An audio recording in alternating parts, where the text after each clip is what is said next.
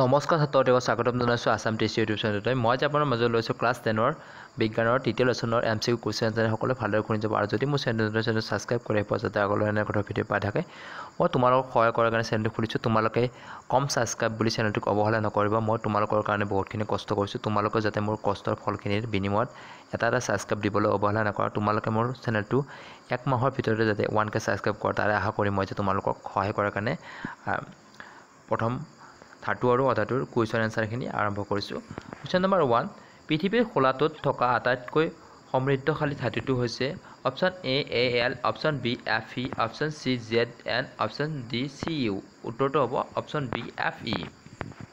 2 number, লোৰ টাৱা iron firing PAN এখন মামৰে ধৰাৰ পৰা বচাই ৰাখিবলৈ তলৰ কোনটো পদ্ধতি উপযুক্ত হ'ব? অপশ্যন এ গ্ৰীজ ব্যৱহাৰ কৰি, অপশ্যন বি জিংকৰ প্ৰলেপ দি, অপশ্যন চি ৰং ব্যৱহাৰ কৰি, অপশ্যন ডি ওপৰৰ সকলো। উত্তৰটো হ'ব অপশ্যন বি জিংকৰ প্ৰলেপ দি। 3 নম্বৰ, কোনো এটা ধাতুক এডাল ক্ষীণ তাৰলৈ পৰিৱৰ্তিত কৰিব পৰা ধৰ্মটো হৈছে অপশ্যন এ পৰিবহনতা, অপশ্যন বি নমনীয়তা, অপশ্যন চি ঘাত সহনীয়তা, অপশ্যন ডি নিদানী ধৰ্ম। উত্তৰটো হ'ব অপশ্যন বি নমনীয়।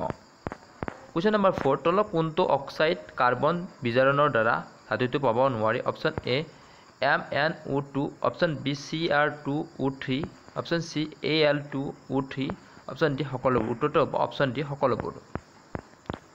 5 নম্বৰ, তলৰ কোনবোৰ ক্ষেত্ৰত প্ৰতিস্থাপন বিক্ৰিয়া ঘটিব? অপশ্যন এ NaCl দ্ৰব্য আৰু কপাৰ ধাতু, অপশ্যন বি MgCl2 দ্ৰব্য আৰু এলুমিনিয়ামৰ ধাতু, অপশ্যন চি FeSO4 দ্ৰব্য আৰু চিলভাৰৰ ধাতু, অপশ্যন ডি AgNO3 দ্ৰব্য আৰু কপাৰ ধাতু। উত্তৰটো হ'ব অপশ্যন ডি AgNO3 দ্ৰব্য আৰু কপাৰৰ ধাতু। কুৱেশ্যন নম্বৰ 6, মৌলই অক্সিজেনৰ লগত বিক্ৰিয়া কৰি উচ্চ গলনাংকৰ যৌগ উৎপন্ন কৰে। যৌগটোৰ পানীত দ্ৰৱণীয়তা সম্ভৱৰ মৌলটো। উত্তৰটো হ'ব A calcium, option B iron, option C silicon, option D carbon. উত্তৰটো হ'ব অপশ্যন এ কেলছিয়াম।